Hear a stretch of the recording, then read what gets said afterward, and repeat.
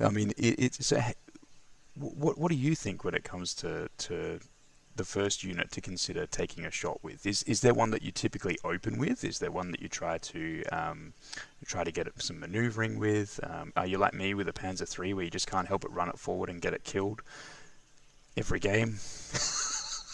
Or three in one game, Dan. Um, That yeah, was that look, was a bad game.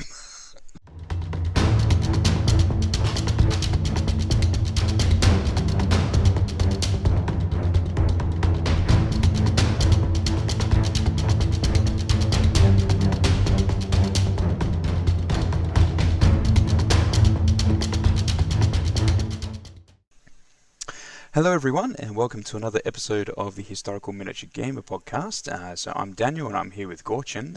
This is the nicer part of the duo that we have. I don't think we've actually done many episodes just you and me, Gorcin. probably for good reason, Dan. Probably Yeah, for good reason. probably for that intro, to be fair. Uh, so No, I think it's more like when you and I get in a room, it's just non-stop winding sentences that feel like they should have punctuations, but they don't, and you just kind of keep droning on in this pointless mess. And having two of us do that is a probably like an existential dread that nobody needs in their ears. To be perfectly honest with you, Dan. yeah, look, I mean that's this is probably still a step up from the solo one that I have recorded, though. So everyone, hold tight. So today on the podcast, while the other guys are also MIA, just finalising up with some other things, we're going to talk about threat assessment in bolt action. And so we're going to look at covering the aspects of what this looks like in the game, how the questions you would ask yourself to understand what threat assessment is, our different perspectives as players with different play styles on how we would do that threat assessment. And then also specifically, how do you start talking about your target priorities? So once you've got your threats assessed, how do you actually assess which one needs to be taken out first? So it's one thing to know how threatening something is to your battle plan, but then the big Yeah. part is who do I hit with the sword first? Is ultimately the is ultimately where it goes, right? And so, but before we jump straight into that, I might just do a quick catch up on our hobby progress, if there has been any. I know that in we've had Iron Signet very recently, which I think this is the first episode we would have done post that. And you Yes. were quite heavily involved in running it, and being Oh, involved in supporting, yeah. I was supporting. just the I was just the leg trooper. I ran a couple of workshops in the day, did camouflage in the morning, tank weather in the afternoon, and just helped set up, tear down, helped the photographer out for a little bit, which was Emma from Objective Secured. She helped us out there, did a phenomenal job. Turnaround time on those on the photography was, I think, pretty much same day. We just had to sort of pick and choose which ones were the best ones. Yeah, we were definitely spoilt for choice for that one. Yeah. And yeah, that was it. Look, honestly, it's probably the smoothest event we've run, all things considered, and it was the one that had the most amount of activities. Mm. And one of the guys had a car malfunction on the day, so Oh yeah, that's right. to yeah, and so to basically, it was. I think we were about to quote unquote open doors. Yeah, it was a shared venue with an OBSEC event that was going, but we said registrations open at 8. It was about half an hour to 8, and the guy lives basically an hour round trip from the venue, so he wasn't going to get there early, help set up or anything. And we just went, oh, do we delay submissions? And we just went, why? We're ready. Like we Yeah. we have everything. The guy had like wet pallets and some lights and stuff that we needed for the workshops. They didn't open till later, so it's a real credit to the team and the organization. The sponsorship was this year was fantastic. Mm. To some of the categories, the quality in the categories is really fantastic. So it was actually a little bit scary, to be honest with you, to sort of compare year on year the stuff that was coming from the local community. And of course, it would be very nice for. I can't obviously speak for everybody else in Iron Signet, but I'm pretty sure that they would share the sentiment. Is it's really nice to that it, in some small degree or a major degree, obviously we don't necessarily know that these events are actually pushing people forward, and Yeah. that's really good to see that people are getting some out of it. I've seen a few Instagram posts from some of the local artists as well, shouting out and recognizing the event and what it is. So it's been nice outpouring from everybody to kick up the butt, and for me as well. It's been absolutely flat out, and I've been doing a lot of sort of procrastinating with painting, sort of painting things I shouldn't be painting rather than things I should be painting as well, I don't know what you're and talking about. and then I came out the other side of Iron Signet was just like, I don't really want to do anything else other than paint now. And all I did, basically for the 10-hour day, I spent 6 hours of it teaching classes. Mm. And I spent the other hours basically setting up, tearing down, or looking at people's models and talking about models. And then on the drive home, I was just like, man, I'm pretty exhausted, but I really just want to paint something right now. Yeah, well, I So, mean, it was so it's the first painting competition that I've genuinely entered with the intent to put a piece forward that was going to compete. And now I say compete in a very loose sense because the structure is obviously different for Iron Signet. I mean, you do compete, but you actually compete based on merit as opposed to a 1, 2, 3 standing of just. we've done videos with the guys who ran Yep, the crew. Go check them out if you want the yep. details. It's Um, it's fantastic. It's a great style. and the only thing that I would say is if you're thinking about being involved next year, you should, in terms of our listeners, because Absolutely. I found it incredible. And there's a broad range of models that you go see, and you'll see stuff that you go, that looks way better than anything that I thought I would see on the day. There were quite a few models where I looked at and I went, I'm obviously looking at that model and I'm seeing I don't know how you did that. Like I just don't understand how paint works like that. But it was great to rub shoulders with some of those people and sort of have chats Yeah. with them as well. And the workshops were high quality on all of them. But that's obviously not what we're here to talk about. That was more just a bit of a recap on that. Um, Also, s- Dan just casually sliding in that or sliding past the fact that you painted a model that you've been scared to paint off for, I don't know, I 20 did, years I now, did, and and and you managed to get a bronze medal, if I remember yeah. correctly. Yeah, and so So, for that one, I golf will clap. point you to the upcoming video on Western Tabletop where I catalog Right. that whole journey. So All right. that'll I'll be keep my mouth shut. yeah. I mean, the episode will be long, so just bear with me on that. But it's probably worth a listen. There's some very good insights that I was able to pull out of that whole journey, which Dan, was come on. YouTube algorithm. Lots of small episodes, man. I'll Come on, just I'll chunk just that break it thing. up. I'll just break it up. Um, YouTube Shorts are where it's at now, man. 60 seconds. You got 60 seconds. it's like 2 words for me, man. Um, but we'll get back into bolt action itself. So we've got up and coming on our radar. We've got the Skulls events coming up in November. We've got Double header. Two double header. Saturdays back to Yeah, back. yeah. I don't know if I'll get clearance for one, let alone two. But I'm still looking at some stuff. The work has some things on around that time that's going to make it pretty tricky for me. But um, Yeah, I very much suspect that if I manage to attend both days, it's going to be like very very early morning duck into work and then smash out as much as I can and then roll some dice for the rest of the day. I yeah. figured that my two choices are either do it before or after the tournament, and like honestly, Afterwards sometimes is not after a the tournament, even even picking up a pint to get through it is can be a bit of a challenge on some days. Yeah. I'd argue on like even most club days that we've had recently, it's like we haven't hit the pub afterwards. We've all been like, nah, we're done. Anyway, so we've got those coming up. That's obviously got some different mission changes and things like that with what Justin's put forward again for those, which is good. Good to see some more variety. But that, I mean, part of those things would then change what our main topic would be, which is talking about threat assessment on the battlefield. Yeah. So the situation, typically would start as we've just deployed. We've got our mission, which might be objective based or kill points based. You've seen your opponent's army list, and they've got it deployed, and now it's a Yep. case of I can see the weapons and I know where they are on the table. I can see their lines of sight, but how do I actually know what to shoot first? What is the if I have the first dice, if I have the opening salvo, in some ways that's fantastic, and in other ways it's really frustrating because because you have to put the first move on the board. Yeah.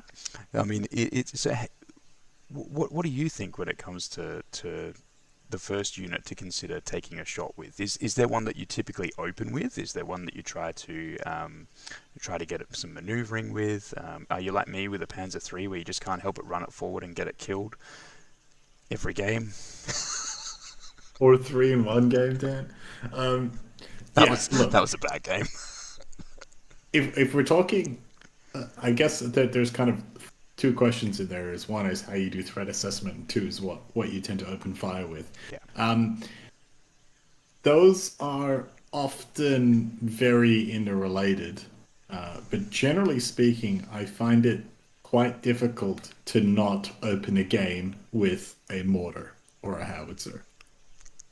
I yep, think, or another type of fixed weapons. I usually lump them all into support weapon categories. So I'm a madman who has sometimes taken MMGs and sometimes multiple of them. And in those cases, they started in ambush, so I was a little bit more flexible with yeah, what they were doing. I was happy that their roles were fulfilled. But generally speaking, yeah, it's usually an indirect. Now, I have heard, and I think it's a very good argument, that you should save indirect weapons or basically templates to target things that have already activated so they can't go down. yeah, But to be perfectly honest, I find very few people go down when you target them with a mortar on a six to hit. It doesn't usually happen, and there are very rare circumstances where I will. There is a good set of circumstances, you're already on objective or you need the unit alive regardless. You're not on a turn crunch, so it's like turn one, turn two, they're one turn of movement away. You don't you don't need them for anything, so even if they cop the hit, you're fine that they're down. yeah. It's much worse for your game plan that they get whacked without being down than anything else. So, yeah, but generally speaking, it's a mortar, and that's also the reason why I don't wait till the thing has activated because I'm typically targeting a fixed weapon or something that wants to be fixed. Like sniper teams can move, but they're usually in a pretty good spot. Same Generally, with mortars and howitzers and that sort of thing. I will usually try to punch either, like generally speaking, I try to punch above weight with the medium. So I usually take a medium mortar. I'm usually aiming for a howitzer or equivalent, yeah, whatever is in that artillery slot. That's typically what I'm aiming for. Now there are plenty of exceptions to this rule, um, and we'll sort of get into those. You get into why when yeah. what those exceptions are when we talk about threat assessment particularly. But yeah, I think you know with the exception of maybe like first wave missions where the fixed weapons aren't on the board, but I mean even then I'd be basically doing the same thing turn two. Yeah. Yeah, generally very common. I'm either opening it with a mortar or a sniper if I've got one. Um, I tend to avoid sniper duels anyway, and I try to avoid Good them man. during the forward deployment phase. Yeah. So I have time with my sniper, which kind of sneaks into my thought processes there in That's terms of good. like what actually is a threat because yeah there's two components but I'm There getting is. ahead Yeah. of myself. What That's all do right. you tend to open up with, Dan? Are you a maneuver man or are you a fireman? So it typically for me, I mean, everything will always come down to what's actually in my list, what's the mission, and Yeah, everything like that. So, yeah, but if I was just broad brush stroking it to try and go, what would I do on average? If I've got the first activation, generally I will activate one of my units of infantry to move. okay, If they are, for example, not in cover in a way that I would prefer, I try to right, shift them yeah, into cover to avoid and minimize any excess damage they might take. Um, if that doesn't apply, or if I have the second activation, typically I'll go to a support weapon the same as you would. And it's not always a mortar. It depends what's. yeah, Sometimes, for yeah, example, if I've got a multi-launcher in the army, yeah, of yeah, course. I'll start with that because It's most of the usually time an they're grouped, indirect right? weapon, right? Yeah, But yeah, generally an indirect weapon, something with the range, something with the ability to go. It's the off chance that I can hit something on that either the flank or in the center and hold it there for a turn. Um, it works really well if, let's say that your opponent has made a mistake and they've deployed something incorrectly, or if that yeah, incorrectly is probably the wrong term. If they've deployed something thinking that it was going to be safe, but you actually have an angle and they haven't realized you have an angle, yeah, and so typically a mortar on a truck, for example, on turn one, when those things, because the truck can't go down, and the truck yeah, being hit by a mortar round is generally just, even if it's just pins, right? It's just bad. yeah, So yeah. I'll It's try and it's take it's something bang like for your that. buck thing on that one for That's sure. right, yeah, because you're going for the 2-for-1 advantage at that point. So, but that A that tip, a tip here for this isn't for you. This is for those who are listening. If you've been caught out by you think you've hidden something but you haven't, you are playing with your opponent as much as you are yeah, playing against them. So if you're trying to deploy something and you're trying to hide it for something, ask them to check line of sight while you're deploying. It's perfectly legitimate. And you can also offer to do the same for your opponent. There are plenty of things you can be transparent about, yeah, and trying to not give line of sight to an enemy unit is something that you want to be transparent about, because then when you say, hey, I'm going to put these guys here so that unit can't see them, can you check line of sight for me while I do this deployment? And they yeah, go, yeah, sure. And they go, cool, you're safe, I can't see you. Let's say the model gets nudged, whatever, the terrain gets bumped, it's no longer a question because you went, that's right. hey, when we started the game, we both agreed that that model was out of line of sight, Yeah, table's been bumped or whatever, no big deal, we're on the same page, let's move on. We know that there's no line of sight there. And and it's this thing that we talk about, playing by intent. yes, I'm deploying these guys with the intent that that unit, that howitzer, that sniper can't see them. Do you agree on that? Cool, perfect. Let's move on. yeah, So that's a little tip if you get caught out by that, or if you don't want to get caught out by that. Play with your opponent as much as you are playing against them to win. and It is a weirdly it's a cooperative experience, but it's in there. and I actually have a point that circles back to that later, which we'll get to as well. But no, like I would agree. I think that's a great pickup for those that you can, as you say, play with your opponent and actually ask, hey, can you actually see this right now if that unit is there? And most of your opponents, especially in Perth, but I'd say 99% in the Yeah, world would go, yes, I can, or no, I can't, and yeah, then would and turn that during movement around. as well, actually, not Yeah, just deployment. Yeah. yeah, absolutely. Um, and then, so let's say we've now got so if our first shot is now out of the game, let's say it is the mortar, we haven't done anything. Um, how do you work through what the threat assessment is? Like, where does it start for you? So does it start at the point where they hand over the list and you start having a look at what's in the list, and you go, okay, I need to watch out potentially for these units? Are there any key weapons that you watch out for? Is it driven more by the terrain? So if you have a particularly advantageous terrain setup, you go, actually, that changes what is a threat in this particular scenario. Yeah, okay. So the only thing I'm usually picking up during list discussion is, do they have an MRL? Yep. And what is their highest armor value compared to the weapons I've brought? And that's if they have a multiple rocket launcher and MRL. My main thing about that is, okay, if I choose to be clumped, I have to wear that risk. Yep. If I'm going for a death ball on one angle or another or whatever, I just have to be cognizant. Now, I'm not necessarily changing my game plan or my deployment extensively because of this, but it's just something to keep in mind. You might go, okay, there's a pretty big building footprint on this part of the board or in the center, so I'm going to try to avoid that as much as I can.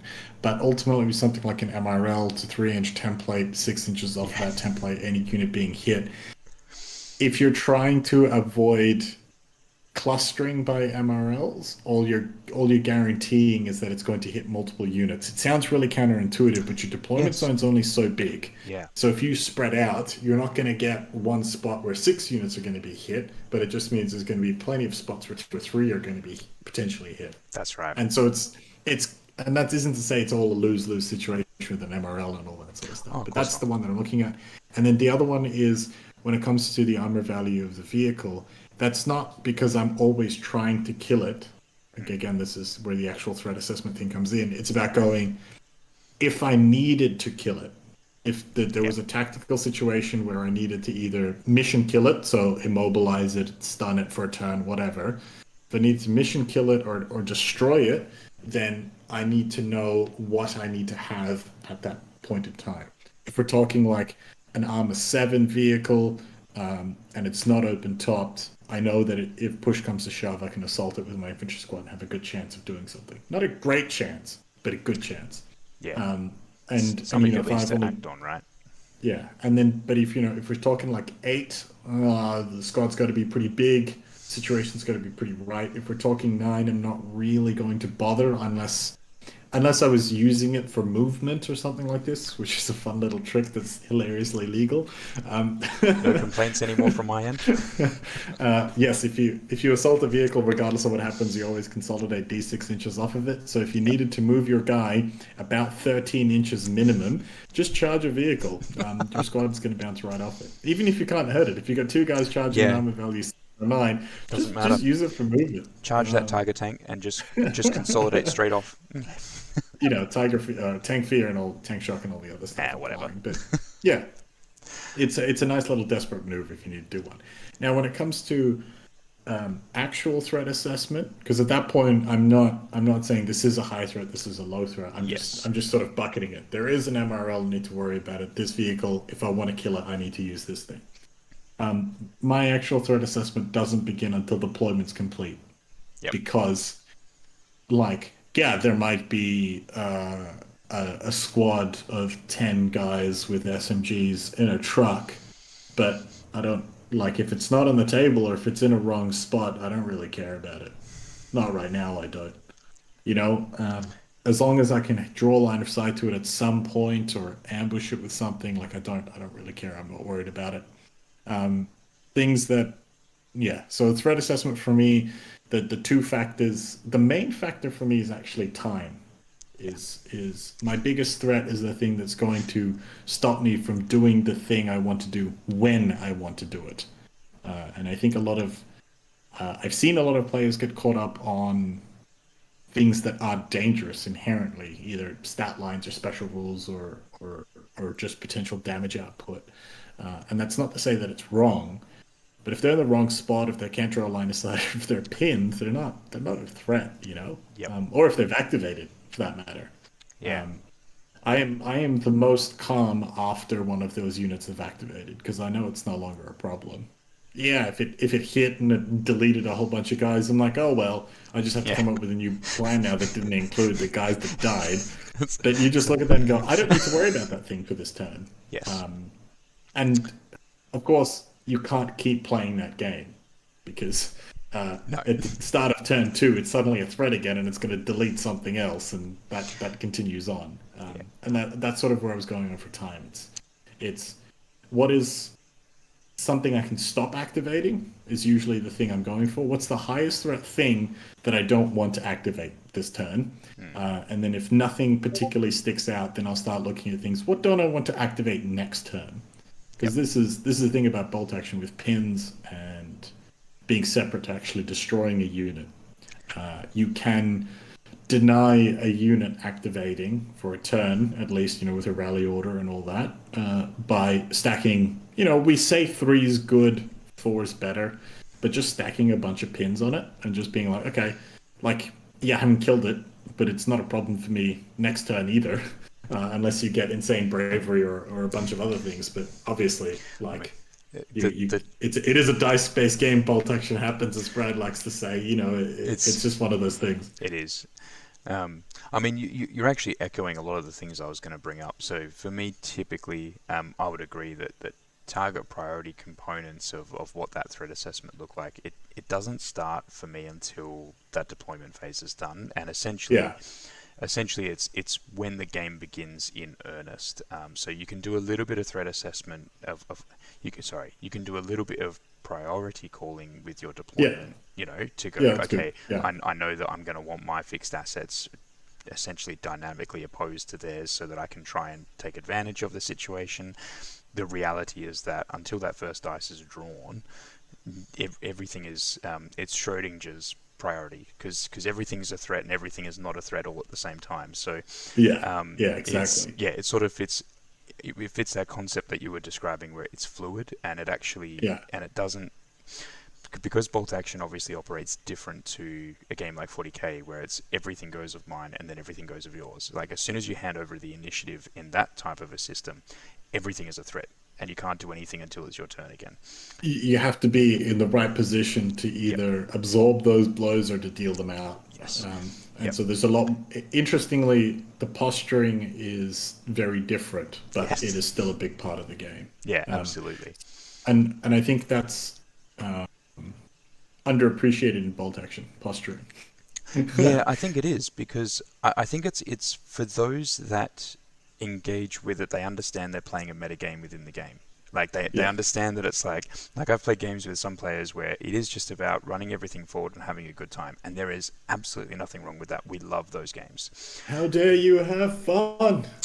Then there's the reality of like the game that we had at Southern Thrust, where I had 20 inexperienced units to work with, and like we came out of that game both mentally quite just like, okay, I'm done. Never again. Yeah, because I was like, I won't do that again in a close while. But everything I was doing in that game had a posturing element of trying to get you out of position or trying to just force dice to convert over to hits, basically. Um, and it's that similar concept, but then at your assessment level. Because I really think the question that I've avoided so far is how do you even determine what a threat is? Like how do you associate? And we Yeah. just touched on some of those components, but for me, for example, a big one is if the unit has activated or has a stack of pins on it, it's no longer a threat. And so even if Yeah. unless I actually Yeah. have the opportunity to deal with it and remove it as a threat for the rest of the game on that particular turn, my resources are going to be better devoted onto something that has not yet activated, which is Yeah. a current threat.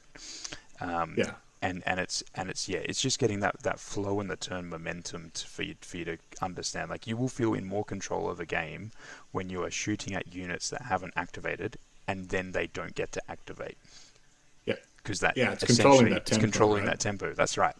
And so threat assessment, knowing that it's fluid.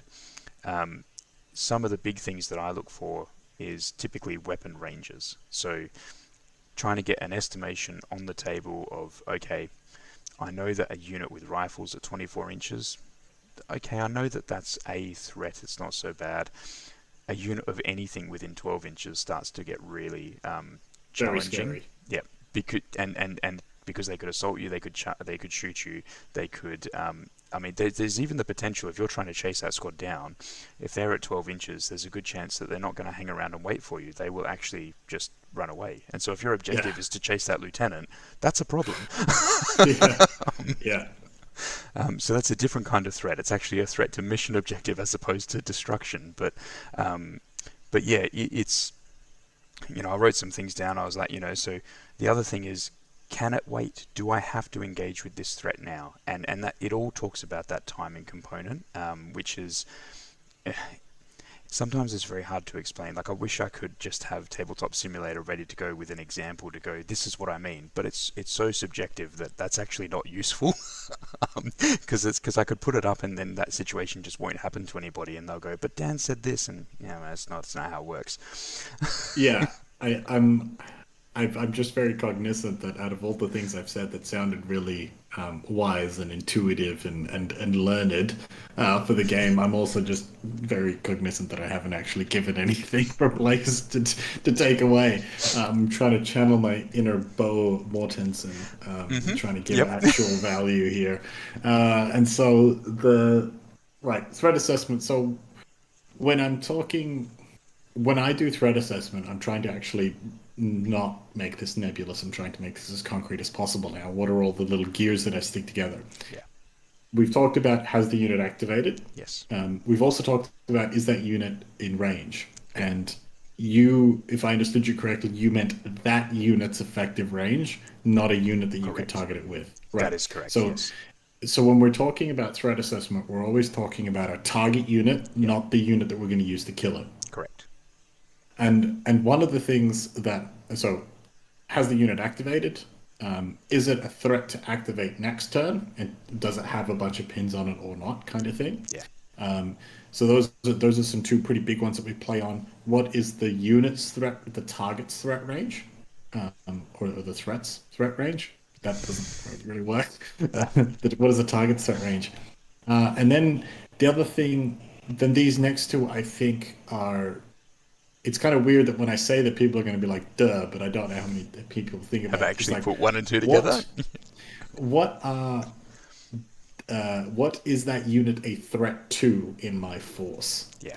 And the other thing is what threatens that unit in my force. Yes. And so they're basically the two sides of that coin. The reason is because if there's a squad of like 4 or 5 regulars out in the open that have activated, there's a lot of things I can kill those guys with. There's a lot of different squads. Even an MMG will give them hurt. Yep. There's a whole bunch of things I can shoot them with. So I'm not going to swing my Sherman around and hit it with a 2-inch template, because there's going to be something else where that 2-inch template is more effective against. And I guess the last point can be sort of summarized with my units or my forces' efficiency of targets. Yes.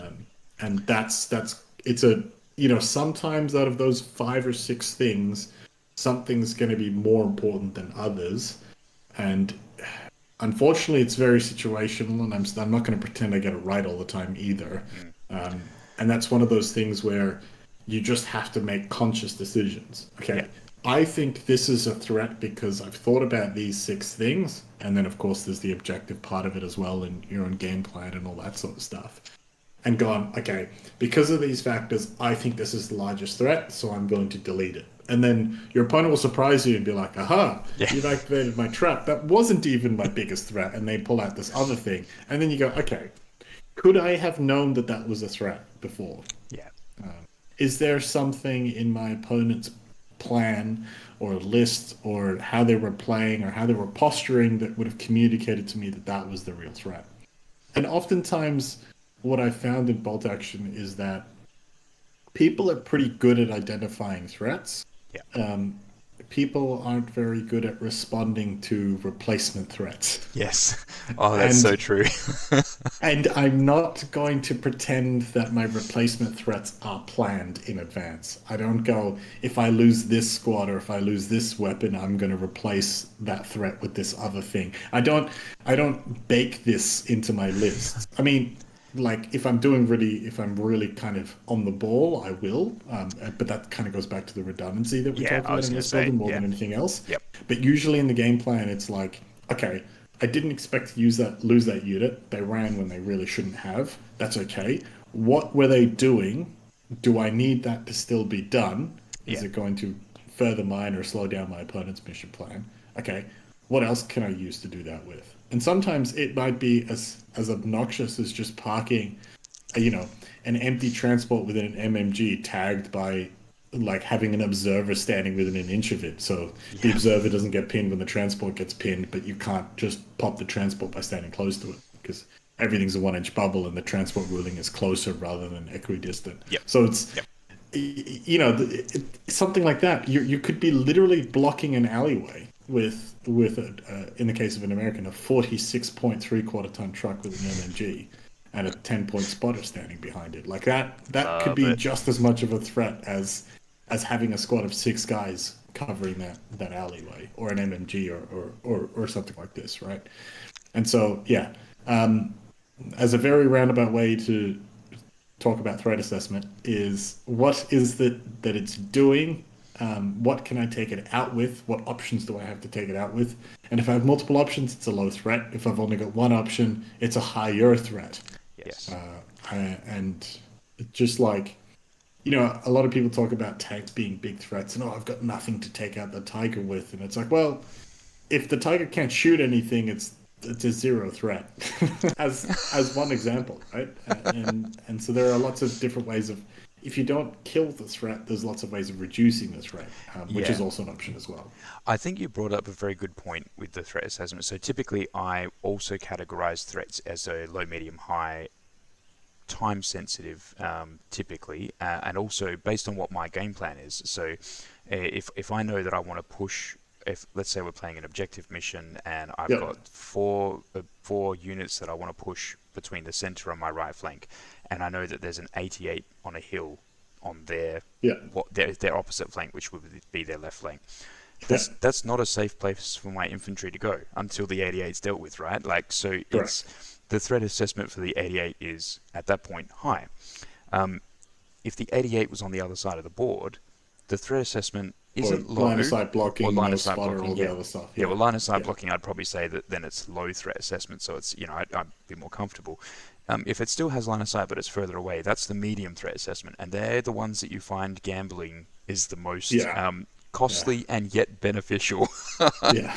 Because Yeah. it's you're at that you're pushing the weapon range, or you're pushing the choices for the other player to really make choices about whether or not they're going to engage with that and put Yeah. the danger on your units, or whether they engage with something else that's closer or potentially more visible.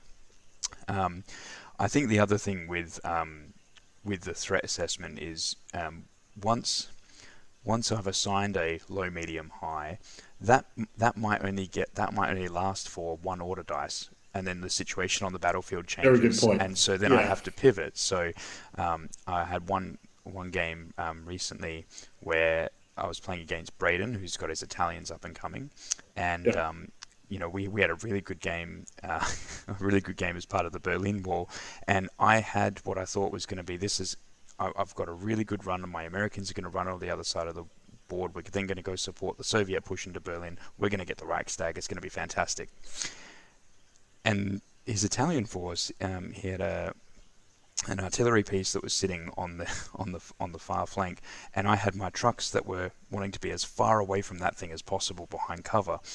And I'd lined up a truck to where I looked over and went, I don't think he has line of sight there, and so I'm comfortable to leave that there. Even if he does have line of sight, I've got cover, and so Yeah. he's at -2. We're possibly tipping out the long range, so he needs a 6 to hit. I'm willing to gamble that. 16% odds. Take those any day of the week. Nailed the 6. There were 4 units inside, and he murdered them all. Oh. There's So nothing you can do about that, right? not well, and Like, he was like trying to be apologetic, and I went, dude, don't stress about it. You need to actually enjoy this moment, because this is what's going to get you coming back. The reality is, I got caught with my pants down, and if I really wanted to be safe, I shouldn't have been that little bit far forward for you to see me. There's nothing well, you took a calculated risk. I did, and I did did it with 4 units, but. I didn't lose victory points because of the mission we were playing, but it did mean that there were no machine guns or air support for the Reichstag at all. Oh, ouch. Ouch. um, That's expensive. yeah, Uh, it wasn't great. But I mean, it's also because Braden's pretty new to the game, right? Yeah, yeah. It's also a great way to demonstrate something like that kind of concept. Oh, and Um, he really enjoyed the fact that it's like, first of all, his gun did something, but also the reality was a truck exploded with an anti-tank shell in a similarly spectacular fashion as we always think it should, and so yeah. Hollywood bolt action. Yeah. It was good Hollywood bolt action. I think if I was to try and summarize threat assessment, I would probably have two main components, and then I would have sort of a mitigating factor. So one of them is, as we talked about, is the threat itself. How tough is it? How killable is it? How pinnable is it? How much damage can it do? What can it be damaged by? That's what I would consider a very simple, like, one part of the threat assessment. And then you've got the Yep. time component. Yeah. Has it activated? Is it likely to activate in terms of pins, or if it's immobilized, if it's a vehicle? Yep. And then there's your time component, because Yep. that, if it has activated already, you have the entire turn to deal with it, Yes. right? And this is something that I get caught up in all the time. I will focus on important low urgency things in a turn, Yep. rather than high urgency, medium, or low importance. And this is a balance that you'll need to make. Yes. If you have an enemy vehicle, and it's going to absolutely tear through your lines, and it has activated, it's done its thing for a turn, and you have a Sherman with a side armor shot, or potentially even a rear armor shot, or a tank that can go right through it, Yep. you don't need to do that right now. Correct. But there could be another squad of theirs that hasn't activated, that's in 8 inches of one of your squads that's out in the open. And it could be, both of them could be full squads of 10 with rifles only, so it could really go either way. Don't worry about the tank. Yeah. You can Because pick at it up that later. point, yeah, because at that point, you're not gaining anything in that turn. Yeah. Right? But if you attack that other squad before they attack yours, you're now gaining something. Even if they go down, you're gaining tempo, and you can control the situation better.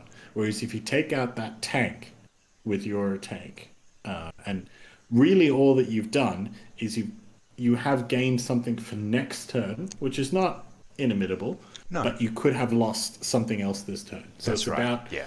it's about not getting into the trade if you don't have to, and And that's kind of the key thing. yeah, The other last part, the sort of mitigating factor, is there could be something that's really high urgency, really high threat, but the only units that you have left activated can't damage it. Just ignore it. You can't do anything about it.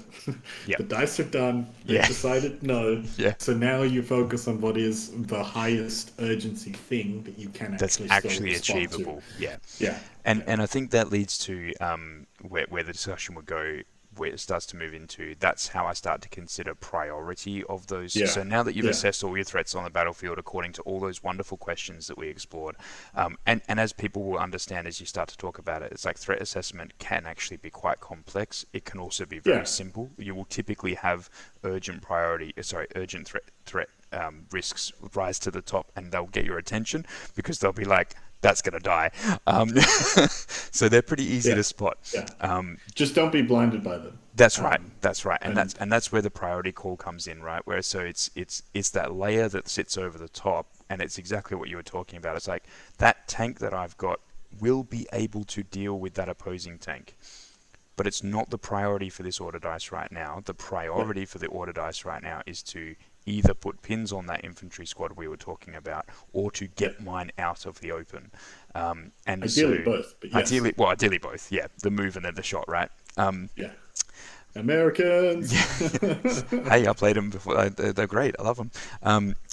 But it is that priority layer that sits over the top, which ultimately starts to decide the punch, counter punch, and counter punch interactions of the order dice, because Yeah, as soon as one of those interactions occurs, and the priority of that changes, it will then change the priority of the rest of the board, because your opponent suddenly has potentially one less dice to reliably activate. You've obviously activated one of your dice, and if they had a Panzerschreck team sitting around the corner of your Sherman, maybe it was important that you move your Sherman first. It's those things, and yeah, yeah, that understanding of that level of priorities, and knowing across the threat assessment what is actually the most urgent priority. It is a learning aspect, like, and like what you're saying is like, I don't get it right, and I certainly should have learnt my lesson when not putting my truck out to be shot by a giant gun. But next time I know I'm yeah. probably going to do the same thing. Um, The most bulletproof something can be in bolt action is either not on the table or yes. nobody can draw line of sight to it. Those are your two options. I find dead stuff is fairly bulletproof. But but yeah, it's yeah, getting that priority and understanding is so typically I would do at the start of any turn, I would have at the top of the turn starting over, I'd do a 1, 2, 3 priority check. So I'd do a quick review of the board and go, my top actions I want to do is 1, 2, and 3. My opponent may have interactions with them that will then change whether I can even do what I want, on that priority. But that would be my priority and how I want to deal with this situation. Sometimes, again, the first order dice is pulled and they go, that's cool, my multi-launch is going to hit every unit now. And you go, well, priority is a little different now because, Threat although, replacement. yeah, yeah, I know, right? And there's those things to it. I think probably one of the biggest disruptors to threat assessment is reserves and outflank, because they're the pieces which are the unknowns, right? And Yeah, so that is then, if there is something in reserve, in my mind, it automatically makes it a threat. It's just a low risk threat until it appears. And because you don't typically know which side of the table it is, sometimes you'll get the gamble right, sometimes you'll get it wrong. yeah, But the whole purpose of doing those maneuvers in the first place is so you can be a threat. So for me, it ends up in that bucket just by default. I think the other one that a flamer vehicle in outflank is probably the thing where I'm like, that's a or significant. I don't want to be anywhere near the board yeah, edge. either flamer vehicle or flamer in a vehicle or Yeah, something like this. yep, Or the insane new Russian doll thing that I literally can't get over of a flamethrower team in a Jeep in an LVT for Buffalo. And if you somehow miraculously get to pull three dice in a row, you advance the LVT on 9 inches, you advance the Jeep out 12, you advance the guys out 6, and there's a freaking 27-inch point blank. Oh, let's not forget the actual flamethrower range.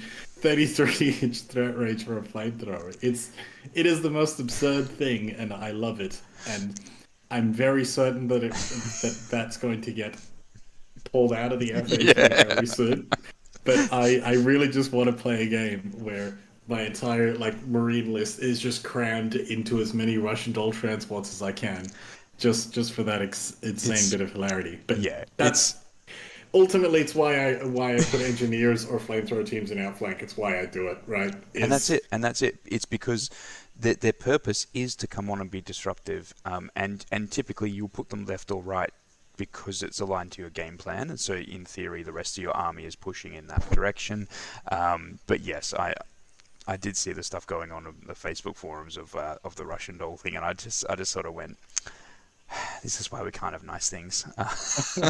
and interestingly, I will point this out. One time, I had my outflank maneuver counted in a way that I totally didn't expect, and it takes absolutely giant brass balls to do it. Oh, Um, and so I had a relatively central deployment. hmm I had two squads of engineers in trucks. hmm One of them was in outflank, and another one was on the board. And I was sort of center position. This engineer squad rolls up that way, and I start shifting left. And then my opponent just went absolute balls to the wall, hammer and anvil on that engineer unit. Just punch right down that flank, everything up at it, and just absolutely disassembled the truck, the engineers, the howitzer that was covering them, and pinned and just like mauled the veteran squad that was heading out that way. And I just went, that was hands down the most counterintuitive, but the best play you could have made. yes, And I would have never thought to tell you to do it yep, because I always do the Sun Tzu thing, like go weak where they're strong and go yeah, strong where they're weak, all the yep. other sorts of stuff. And he just went, yeah, that's cute. You've only got one engineer unit there right now. Just Grant, Staghound, two squads, an engineer squad in a truck, another engineer squad following it up, 25 pounder, just Just everything straight. just was like bang. Yeah, and just like as I said, just disassembled every unit on that flank, and then he dropped the artillery Artillery bombard observer, yeah. on there as well, and I just went, how like how do you respond to that when you know when they wake up in the morning and choose violence? You know what I mean?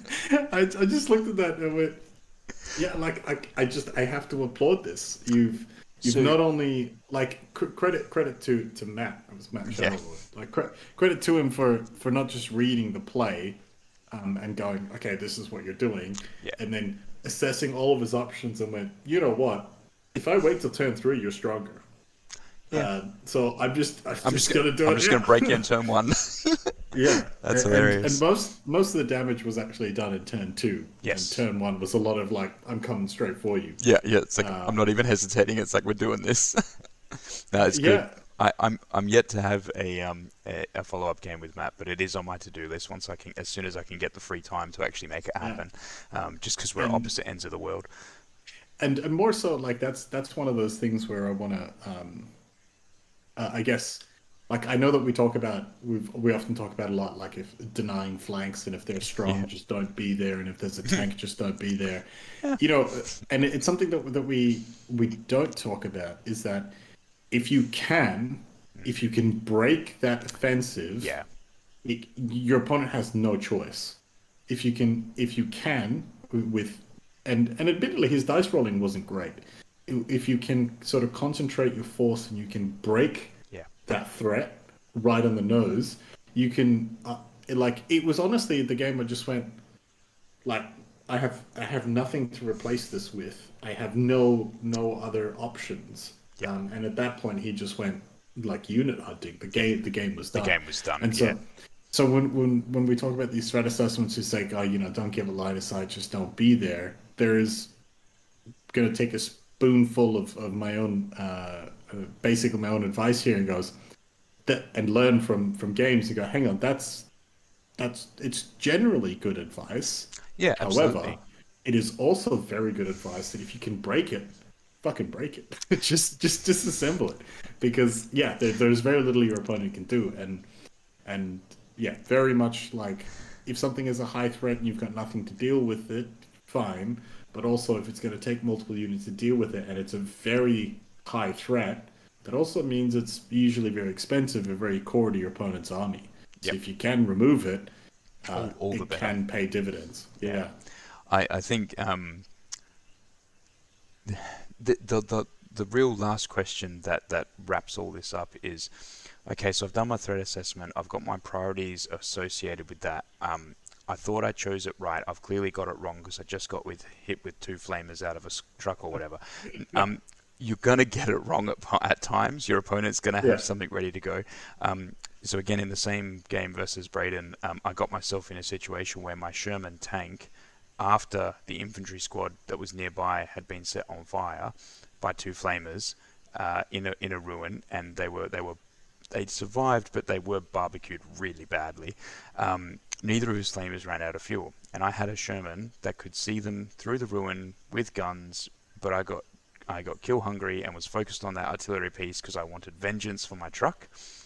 So instead of doing the smart thing like trying to get out of the way or put myself on ambush or anything else to, get ready for Literally it, anything else. literally anything else, um, I instead opened up and shot at the artillery piece again, which did have an effect for the overall campaign and was quite morally satisfying for me for getting revenge, but it actually meant nothing. Yeah. And Yeah. what happened? His flamers came around the corner, got within 3 inches after moving, and they went, we're going to just crank this up to 11.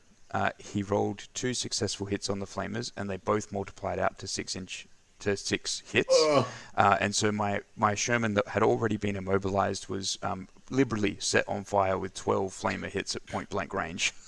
oh, yuck. And what's that, like pen five? Once Hmm. three. Yeah. And Ugh. I mean, off the two flamer hits alone, it was just off the number of hits I went. I mean, the only way I'm surviving this if literally all of those are ones. Because if you roll a single two, I'm dead because I'm already immobilized. So ones, please, 12 ones, roll them. And yeah, it was significantly cooked. And I looked at that and I had to go. I literally could have put myself on ambush and just point blanked him with MGs and the 2-inch shell. Like that was I should not have done that. Um, And just while this reminds me, interesting point about turret vehicles that are on ambush. mm, There seems to be this, I don't know where it comes from, this idea that you need to give the turret a direction. Turrets have 360 line of sight, yeah, and line of fire, I've so I've been they're like an guilty of that. infantry unit. Yep, Yeah, I've been guilty of that in the past before. Of so of, have I. of Yeah, going yeah, of going yeah, like, oh, it's clearly only a 45-degree angle either side of the barrel because I can't move it. yeah, Not unless you're turret jammed and you're actually stuck like yeah, facing that way. yeah. Yeah, there's actually no, and that's like the 88 is on a rotating gun platform, Well, 360 no anything on a scope rotating ambush. gun.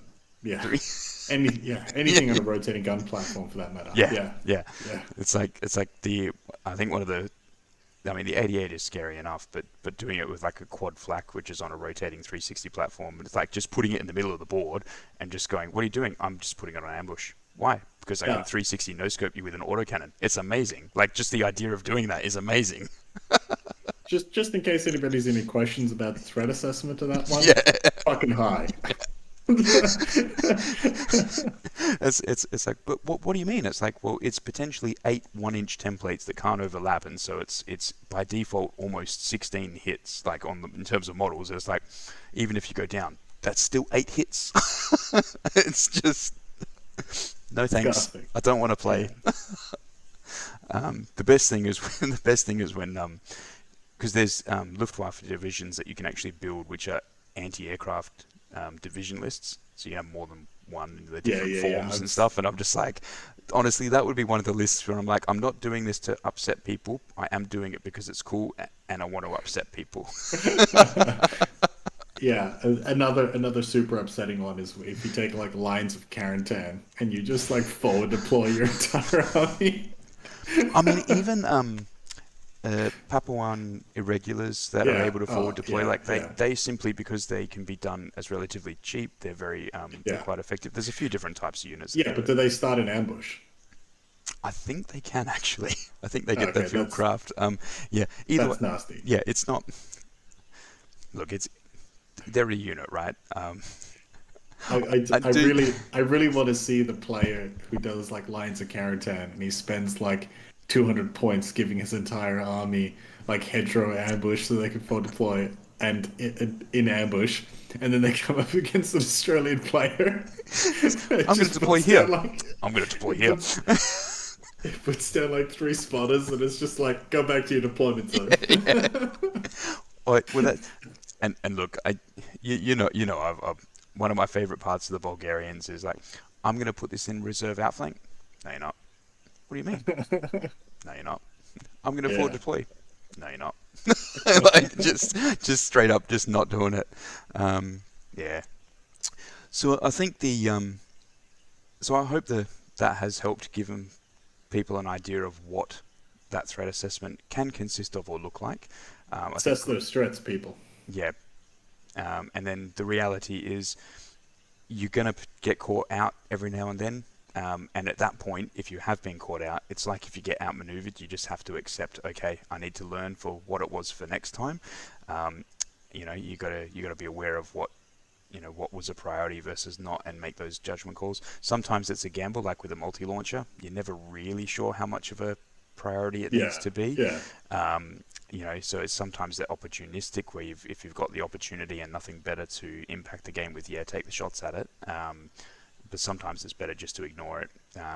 You know, that's a learning thing and a comfort thing on your playstyle. I tend to ignore them unless I have a really decent shot to try and put pins on them and take Yeah, them they, out. they follow my fixed weapon category. So Yep, if I've got a mortar and there's a fixed weapon in the artillery slot, like I'm gonna take it. it's very difficult to justify another target. Yeah, Yeah, I think if we're talking about threat assessment, key takeaways is um, dangerous does not mean solve the problem right now. yes, That's a very key thing that I want you guys to take away, yep, and also play the game of forcing your opponent to assess threats as well. If you yes, can, try to present more than one threat to each one of their targets or each one of their units. I mean, obviously, you don't have twice as many order dice, you don't have twice as many points, so it's not really like realistic to do that. But find the things that they want to protect and threaten them with multiple things. So yep. even if they get that order dice first, you just go, You cool, have, man, you can shoot this thing, and then good and then I'm luck. going to get you with the other one. Yep, the Yeah, two for one logic is very sound. the typical, the very explicit example of that is if they have a recce vehicle, put one anti-tank weapon on ambush and shoot it with the other one. Yep, That's a very extreme example of how to do this, but the same applies. Have multiple squads with overlapping fields of fire. yep, So if they shoot at one, the other one can return fire, and all these sorts of things. And also try not to get caught up doing threat assessments.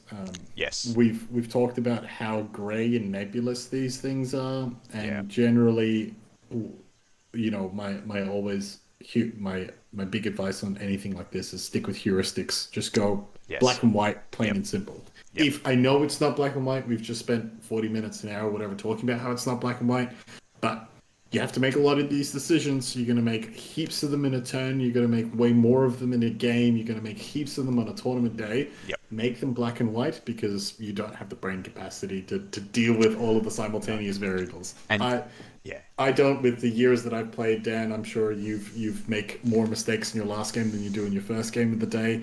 Just make them black and white. Is this a high threat? Is it a low threat? Do I need to solve it right now, or can I solve it later this turn? yeah, And just move on.